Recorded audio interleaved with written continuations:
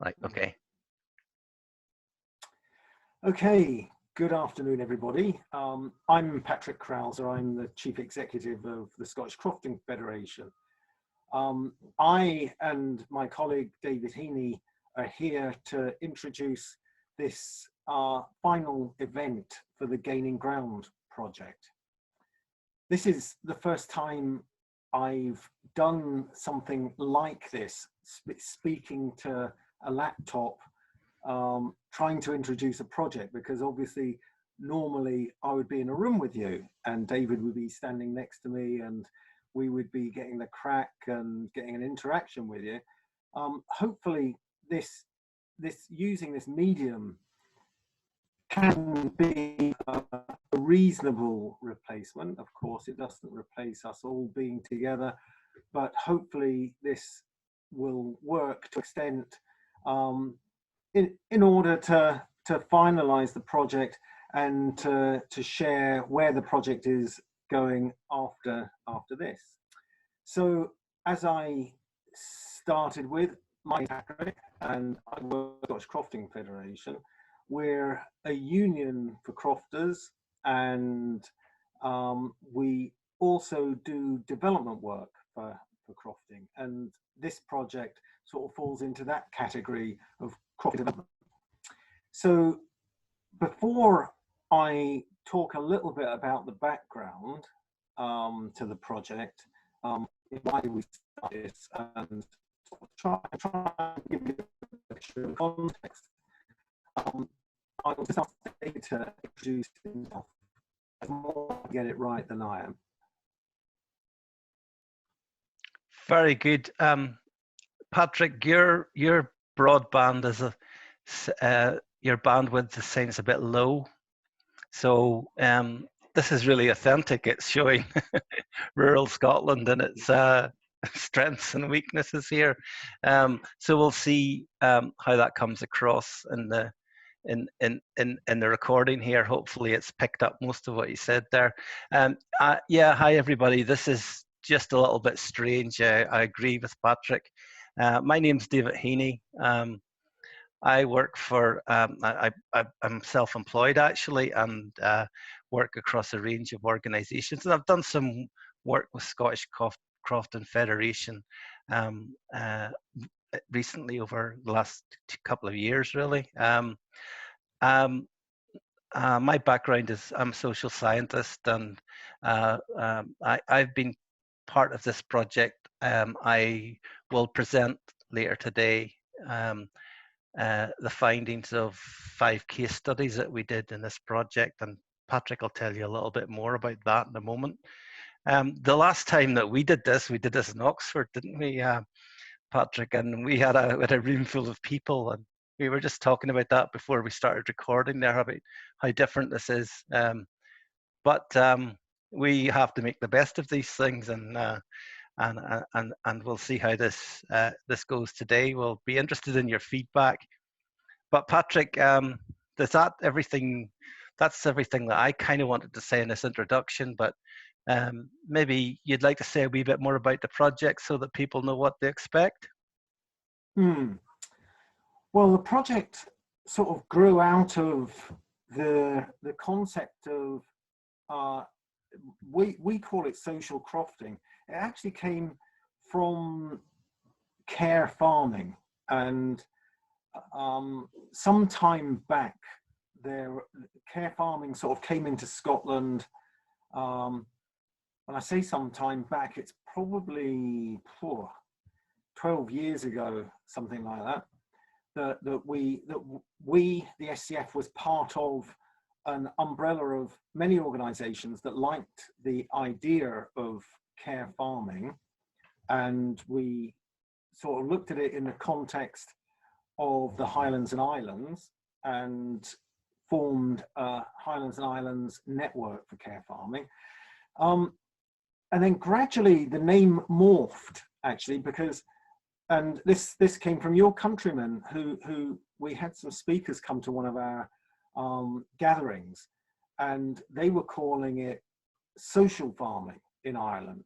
And we really like that. It's an easier word. it's more comprehensive.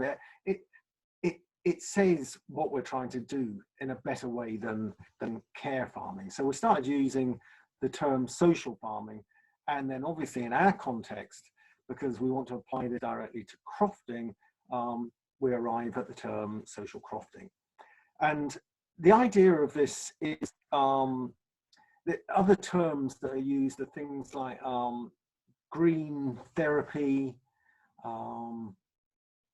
David, help me there. There's other terms that There seems to be a whole range of names. Yeah, that's one of the issues I was going to draw out in the or mention in the talk. Yeah, I tend to agree. I like the word social. Yeah, I think it describes what it is best. But we seem to be struggling a wee bit for the right language here, which is maybe just because this is relatively new and a relatively new concept. Exactly. So, but anyway, we've settled on social crofting, and it seems to work, and people seem to be happy with that. And so, you know, we've had over the years a series of events, and this idea of this project was really the culmination of this series of events, because more and more we realized that there's a great interest in social crofting and little information actually out there on how to do it from the perspective of somebody that wants to set up a croft to invite people in order for them to enjoy the benefits of social crofting. So, and that's a good point at which I can sort of say what the benefits are. There is an obvious to this. As David said a couple of minutes ago, we were just sort of remembering that we were at the Oxford Real Farming Conference, and this is a very, very popular event at the beginning of the year, where like-minded people who believe in food production being for the good of people rather than for the good of or primarily for the good of business. They gather in Oxford as an alternative to the Oxford Farming Conference, and people like to be together. It's good for humans. We are a sort of gregarious animal, if you like, and for all sorts of reasons to do with our well-being, we like to gather together. I mean, this is actually very timely, because this lockdown stuff that we're undergoing at the moment is really demonstrating how people in isolation start to wither. And so that social side of the project and of social crofting, social farming, is incredibly important. It's getting people together and doing something that is good together, i.e. some good work. And we can talk about sort of what good work is a bit more as we progress.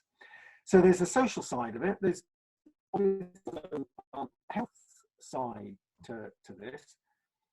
Working with the land, growing plants, working with animals, being outside, enjoying the rain and the sideways sleet.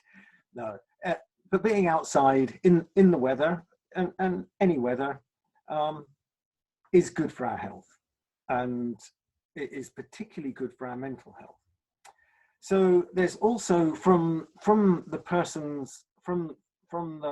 provider of the facility, if you like, from their point of view, there's an economic benefit. So we were looking at this as a potential diversification, if you like, an alternative, something that fits well with a croft business and can be part of a croft business, and potentially can earn something for the crofter. So, certainly aware of that as well. I guess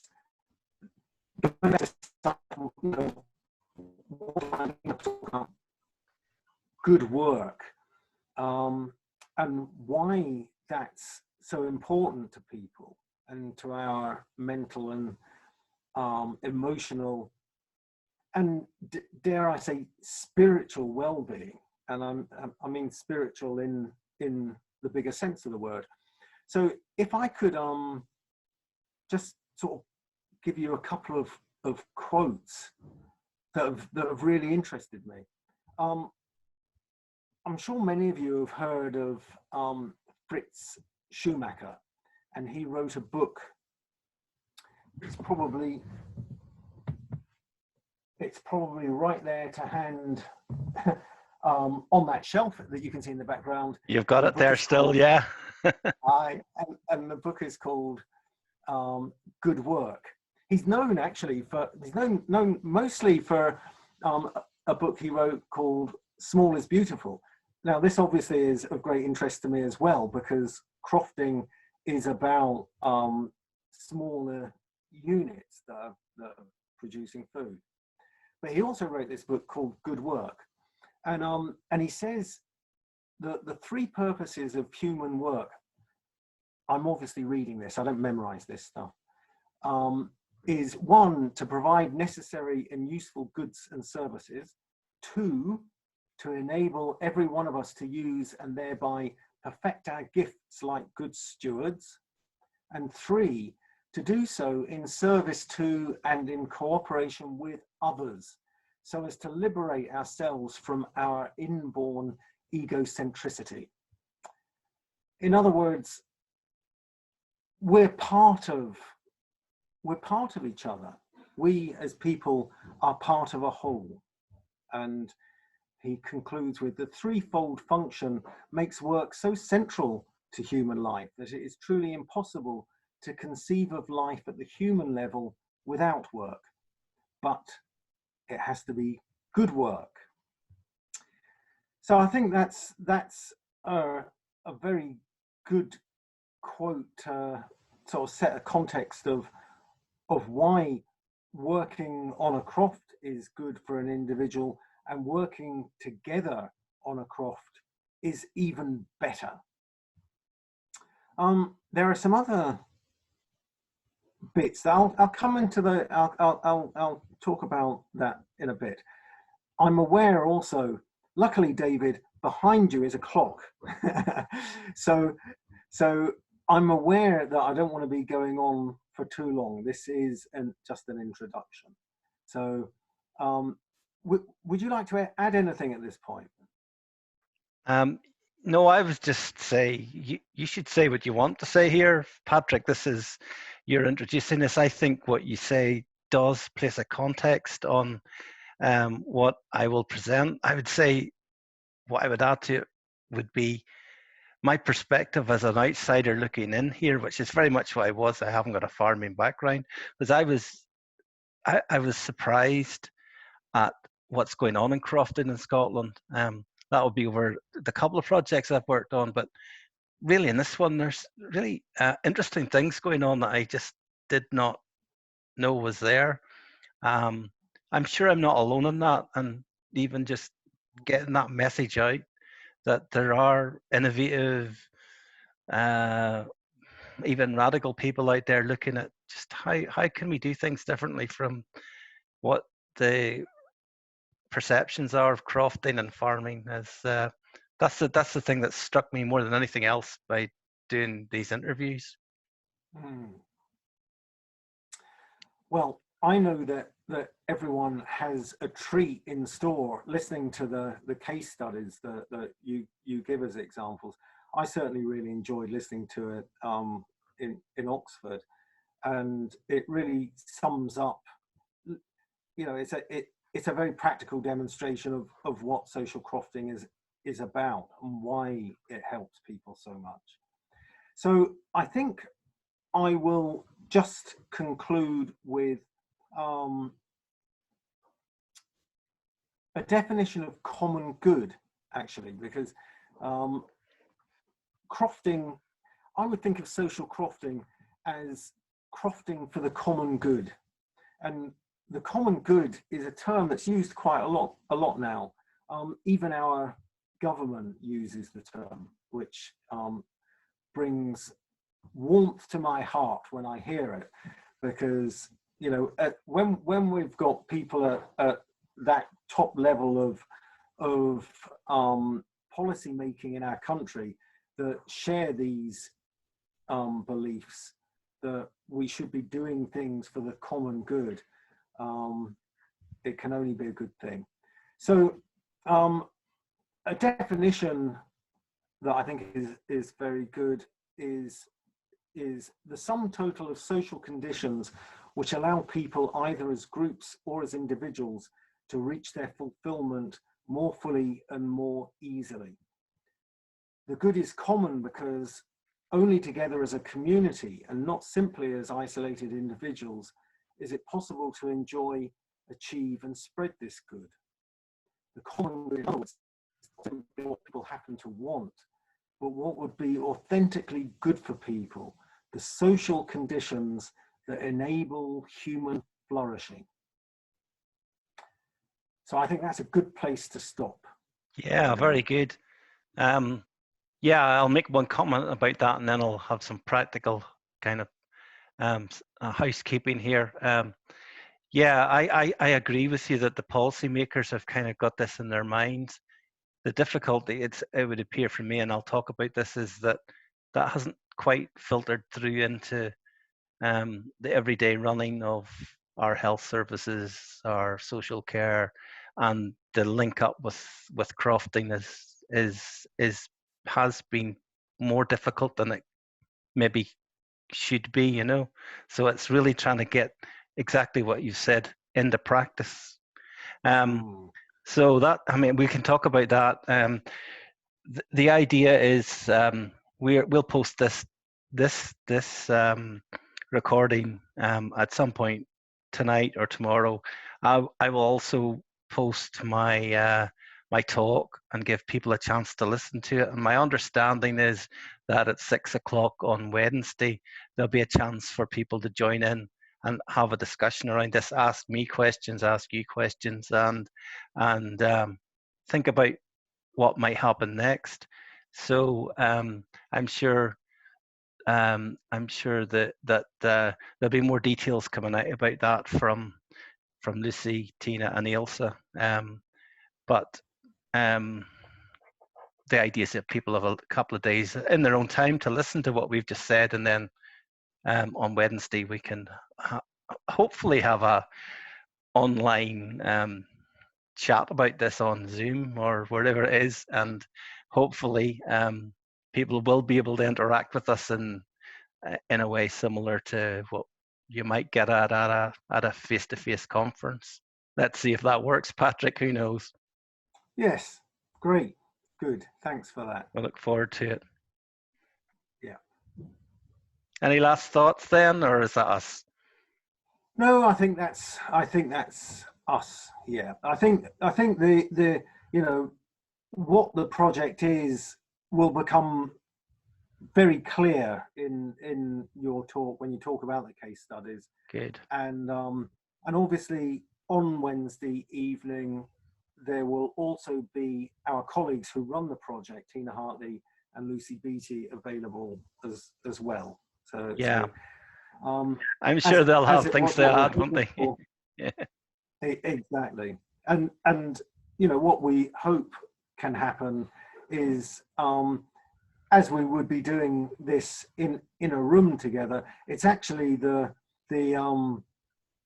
discussion after the talks that gets really interesting. So I hope people will feel very welcome to connect with this and contribute to the discussion, because it's your thoughts as much as our thoughts that are important to this. Great, that's perfect. Right, we'll see you all on Wednesday then, hopefully.